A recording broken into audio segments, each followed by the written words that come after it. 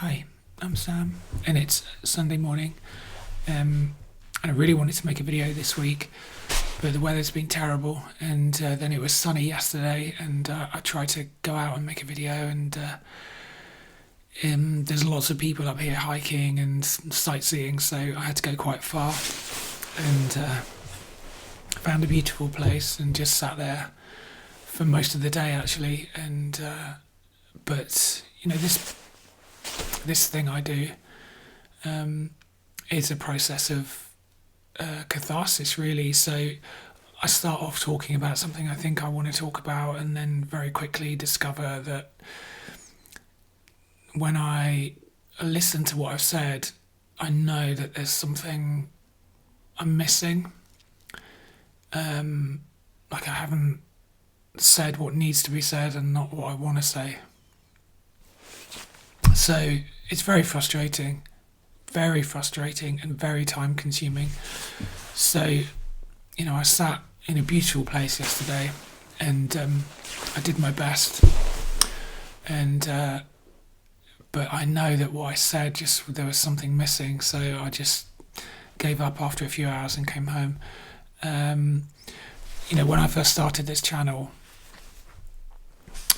for the first 2 years, I think, I would go through hell after each video was published, because I was so lost in my own illusions in my mind and so disassociated, and I was looking for answers in the noise of my own thoughts, and so I would incessantly talk to myself to try and filter out the noise and get to something true that I could then sort of use as a starting point for each video, and then I'd just talk.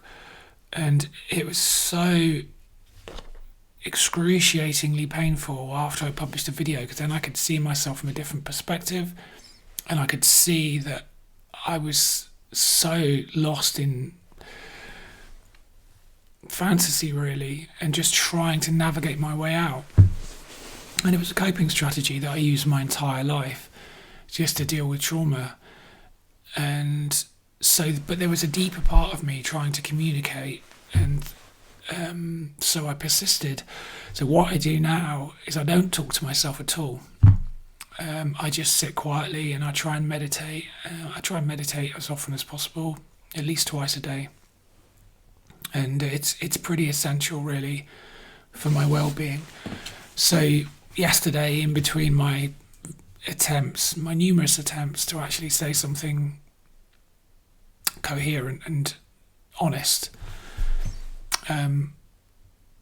I knew when I hadn't done it, so I just sat.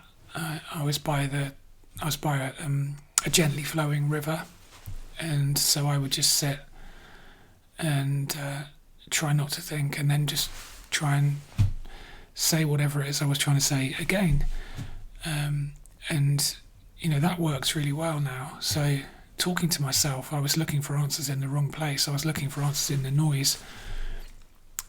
So I think only in silence can that deeper part of us that is trying to communicate with ourselves, only in silence can we even begin to listen to that internal voice. So, I really did not want to start making videos in this room again. It just feels like a huge step back. But I've got to make more content. I want to make more content. And so, I can't get outside very often because of the weather. And so I think I'm going to start carrying my camera with me, and just doing shorter videos when I'm just walking in the hills and forests. And I'm also going to start making videos in here, even though it just feels very different. I mean, it's a box. I'm not sitting in the woods with this, the open sky or the canopy of the forest above me. There's no sound of running water. So anyway, that's what I'm going to do. But last week, as I was trapped in this cottage, and outside the window was sleet and rain, I became increasingly frustrated because I had to do something to process what I'm going through. So I started to write again, and I'm going to read something I wrote this week. So something good happened, and it's that I started to write, and I've got a blog, and I think there's only 15 or 16 pieces on it, and I haven't written for ages, but it was so cathartic. But in the same way as those early videos, the videos for the first 2 years were kind of like a process of revelation and revealing my own inner delusions to myself. When I wrote this, it came out almost fully formed. I had to rewrite a little bit of it, but when I wrote it, I looked at it and I thought, oh gosh, what does that mean? It all sounds great, but I don't really know what it means. And I had to read it over and over and over again before I even kind of could begin to understand what it was I was telling myself. So I'm going to read that in a minute, and I've got 3 books here on my desk that I might read a little bit from each one. So this might end up being quite long, which is good actually, because I can make these early in the morning when I'm charged with caffeine. So I've got a little bit of a poem from David White, of course, and a few sentences from his this book, which is a great book, and I think he's writing a part 2 now, and it's just different words and his understanding of those words. So I'll read a few: destiny, ground, regret, rest, maturity, crisis, honesty. So I'm going to read something from that, which I've read before, I think. And I'm going to read something from Thomas Merton. It's just a couple of sentences, and I've also read that before. But, as is the way of our journey of healing and becoming real, we're in a relationship with the texts that help us understand that journey. And so, as we change, as we clarify, as we heal, as we become more present and the noise becomes quieter and our attention turns outward into the world, that inner knowing place understands more deeply, and the world reveals itself. So I'm going to read that again. I said in the last video that I didn't want this channel to be about anything other than being human, but the human that I am has been shaped by trauma and how I coped with that trauma. And that is a reality that I cannot escape. And as I've, over the last few years, as I've stopped coping and started trying to live, the reality of how the trauma I experienced and then lived throughout my life, how that shaped me, is becoming more apparent every week. And also the fact that the life that I have built needs to change. I mean, only the bare bones of the life I built remain anyway, but I can't function in the way that I used to function when I was coping. So I have to build a life that's different, that accommodates how the trauma has shaped me, who I am. And like I said in the last video, there are situations and environments I do well in and environments I don't do well in. And, so I can't be around groups of people. I can't be in noisy environments. I can't be around people who are acting like I was all my life. I can't be around that. So, I spend a long time each week, as often as possible, actually, every day in nature. And it does feel there's an acceptance of the need to be alone, but that doesn't mean I'm lonely. It's funny, I was joking with a friend of mine, one of my best, oldest friends, who was the one who encouraged me to explore complex PTSD, because we have similar experiences, and he's been sort of dealing with it for the last 7 or 8 years. And he said to me, we were talking the other day, and I said, God, it's really funny because when we were kids in the 70s, it was after the Vietnam War, and a common kind of thread in movies was, the soldier returning from war who cannot cope with normal everyday stuff, and he goes off and lives in the woods on his own. And I completely understand that. I completely understand that now. And we joked about that. I mean, I'm lucky. My friend lives in London, and it's a struggle. I'm lucky because I can just walk out the front door and just go and sit by a river, or go and walk in the hills and forests. So I'm very grateful for that. So I'm just going to be rebuilding my life in a way that nourishes and supports the reality of how I've been shaped. And like I said in the last video again, the reason I stopped therapy, I may go back to it. I think I needed to pause it because I've got too much going on at the moment. I've got the psychiatric assessment for the mastectomy, and then I've got surgery, and it's just too much. So I may go back to it, but the reason I stopped is because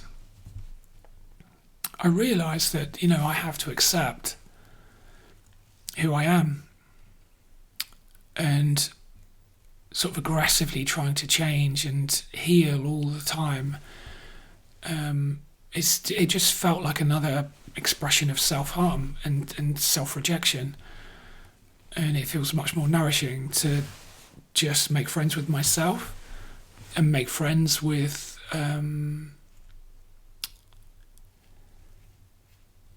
trying to understand the life that I need to make. So I'm going to read my first little piece here. This is David White from the book Consolations, and the solace, nourishment and underlying meaning of everyday words from his perspective as a poet-philosopher. So this is hiding. Hiding is a way of staying alive. Hiding is a way of holding ourselves until we are ready to come into the light. Hiding done properly is the internal, faithful promise for a proper future emergence.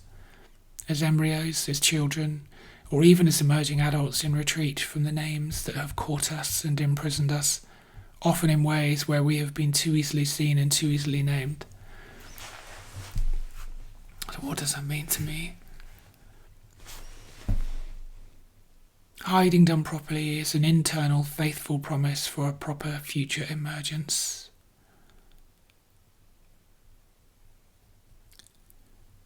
Emerging as adults in retreat from the names that have caught us and imprisoned us, often in ways where we have been too easily seen and too easily named. So the name that caught me was trans, was Maya, the name that caught me. And that was a hiding place. That was a hiding place. And I wanted to be seen. I wanted to be seen. That's why transition was so successful for me for so long, because people saw me. But my hiding place became claustrophobic. I was too easily seen and too easily named, and I was improperly named. Because what people saw wasn't real. It was a performance. And so when I was seen so easily, so obviously, I felt a sense of desolation that took me a long time to identify, because, like, most of us, I think, who live with complex PTSD, there is this feeling that, for me anyway, that there is this inner doubt that because I changed myself so often to try and become acceptable, there was an unreality to whatever it was I was presenting, and this feeling of never really being seen. And even when I was seen, it felt dishonest. So, stripping away the artifice of transition has been a vital part of what I'm going through, to actually trying my best to authentically be in the world. But it is difficult, I've got surgery soon, and I find myself really scared. And I was at a friend's house last night talking, and I said that, I do worry that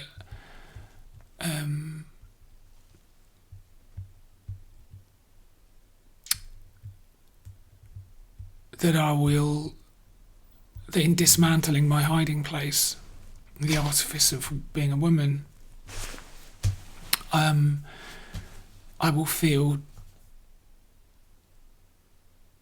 how can I put this? Like, the reason I did it was obviously a very powerful motivation to go through a dozen surgeries, and for it to be so meaningful for me, and to function so well as a hiding place. Am I at that point yet where I'm ready to be so real and to do away with that hiding place? I think I am, but obviously I'm bound to be a little scared.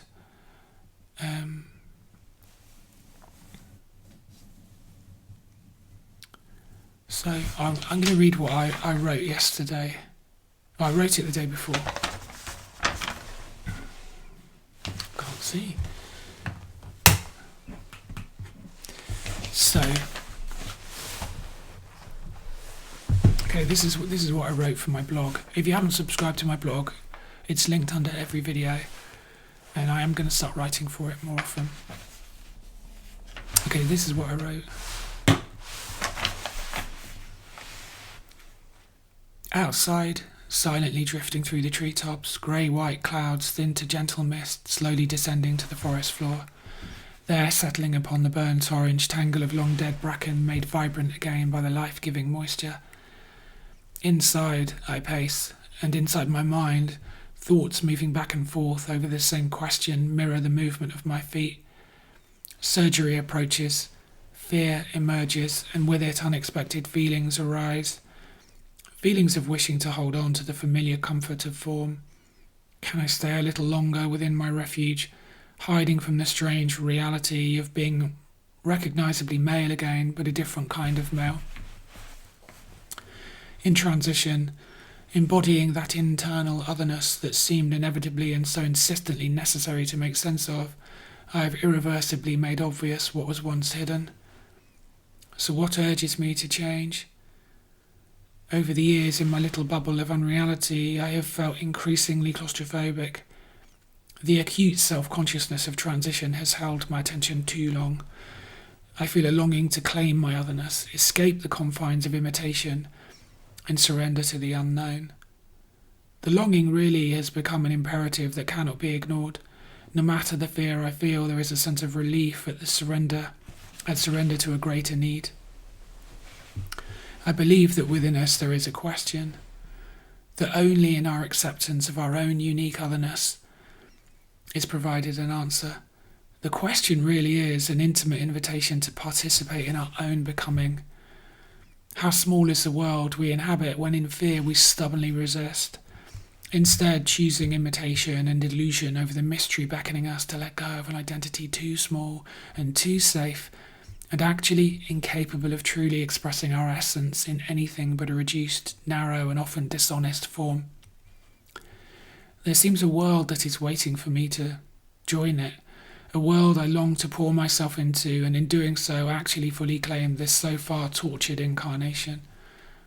Then to become visible, present in the realm of attention beyond the refuge of my hiding place, where silence meets revelation, and the mystery beckons me to claim a life of true incarnation.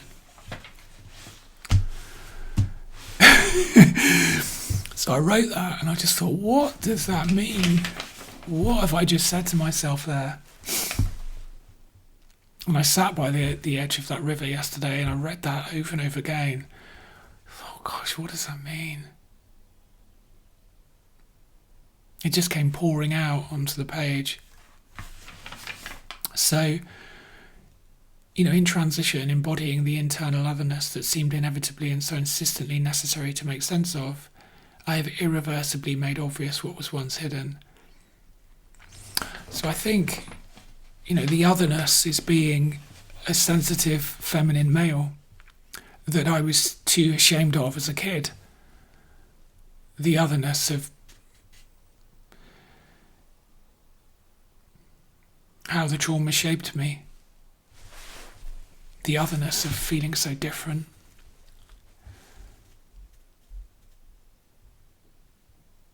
And then externalizing that otherness through transition and being so supported in it.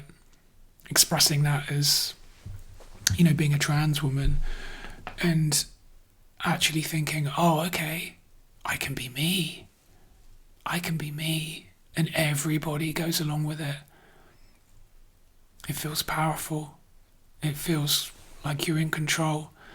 I remember thinking, gosh, is no one going to stop me doing this? I'm just allowed to do this. I can do this. And so I did it. But now, I have irreversibly made obvious what was once hidden. And so the journey really has been 25 years back to myself as just, a sensitive feminine male. And it's taken me all that time to just accept that. And to feel no shame about it. I felt such shame when I was young. In the brutality of the school playground and the brokenness of the family home. I felt shame. And I just didn't have the strength to be who I am.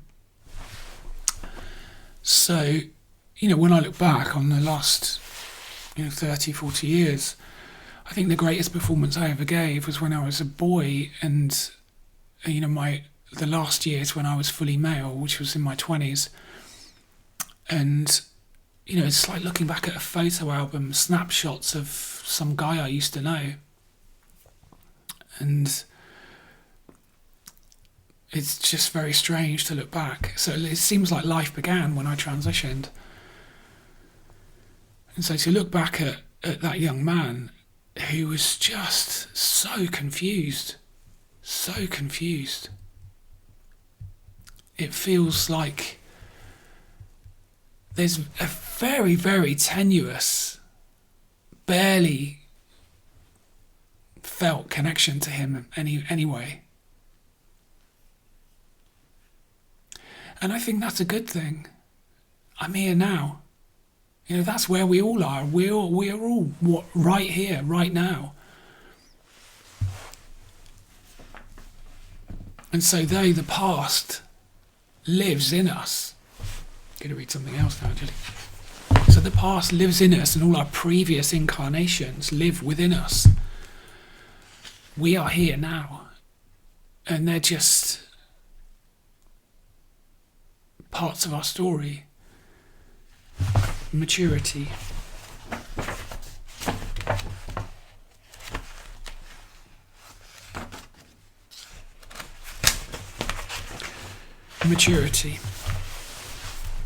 Maturity is the ability to live fully and equally in multiple contexts, most especially the ability, despite our many griefs and losses, to courageously inhabit the past, the present, and the future all at once.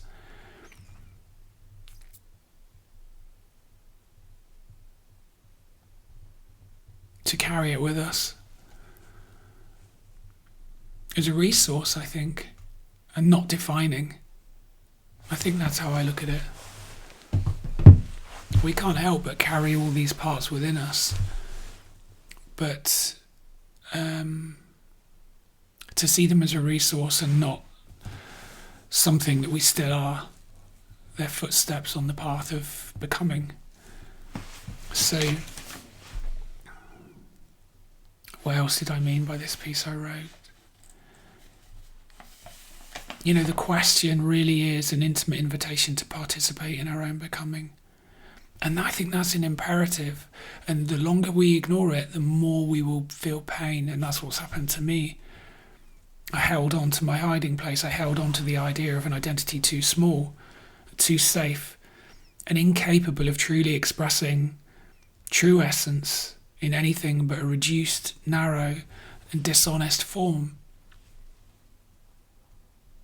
I think who we are is a journey of discovery. And it takes place outside ourselves and inside ourselves. So the longer we hold on to this like narrow little focus of who we think we are, who we want to be, we're just going to end up restricting that flow of life. And we're never really going to find ourselves.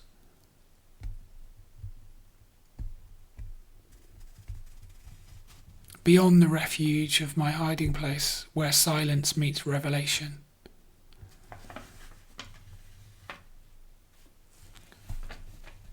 Where we place our attention, where we listen, really listen to how the world is speaking to us. I think that's where the magic happens.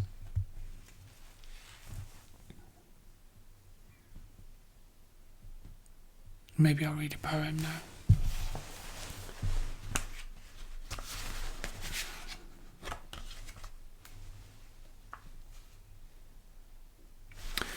So I go through, my dreams are still difficult, but less so than they have been for most of my life. And this poem is one that I came to, it's David White, What to Remember When Waking. And I came to this poem, I was having months of really serious nightmares as I was first starting to sort of deal with the trauma. And I was waking up screaming, and then my dreams started to change, and I found this poem. And so when we wake up, it's really good to just stay a little in that liminal space between sleep and wakefulness, and just be there and not engage with the world too quickly. So this is What to Remember When Waking. In that first, hardly noticed moment in which you wake, coming back to this life from the other, more secret, movable and frighteningly honest world where everything began, there is a small opening into the day that closes the moment you begin your plans. What you can plan is too small for you to live. What you can live wholeheartedly will make plans enough for the vitality hidden in your sleep. To become human is to become visible, while carrying what is hidden as a gift to others. To become human is to become visible. To remember the other world in this world is to live in your true inheritance. You are not a troubled guest on this earth. You are not an accident amidst other accidents. You were invited from another and greater night than the one from which you have just emerged. Now, looking through the slanting night of the morning window, toward the mountain presence of everything that can be, what urgency calls you to your one love? What shape waits in the seed of you to grow and spread its branches against a future sky? Is it waiting in the fertile sea, in the trees beyond the house, in the life you can imagine for yourself? in the open and lovely white page on the waiting desk.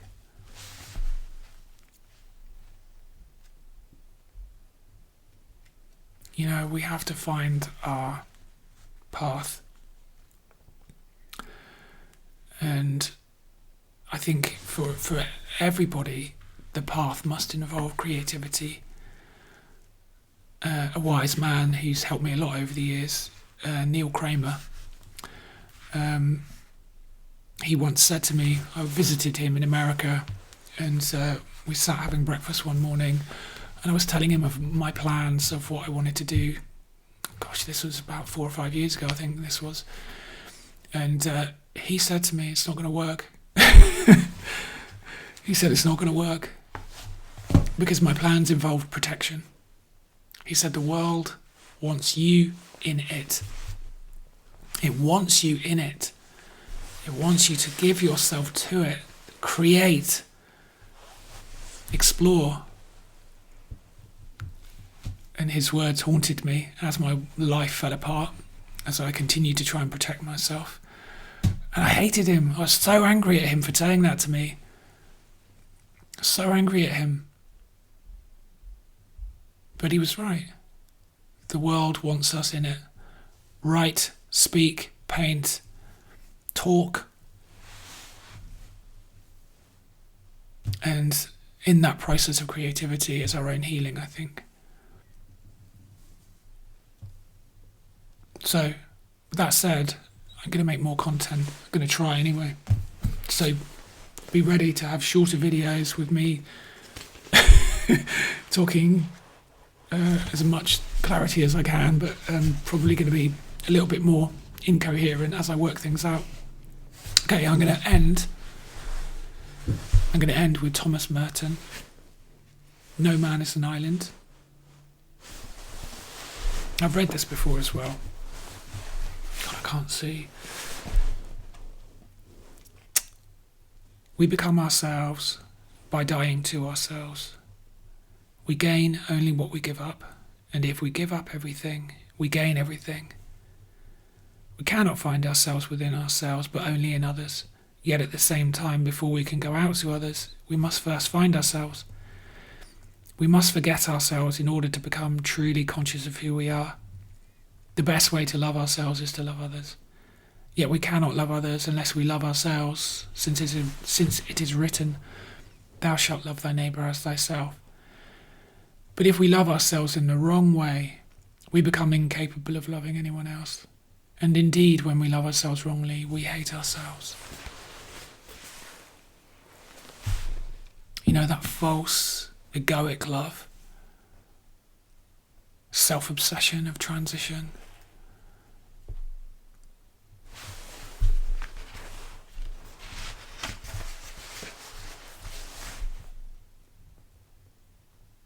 We cannot love ourselves. We cannot love others unless we love ourselves. But first we have to accept ourselves, not who we want to be. That's loving ourselves in the wrong way.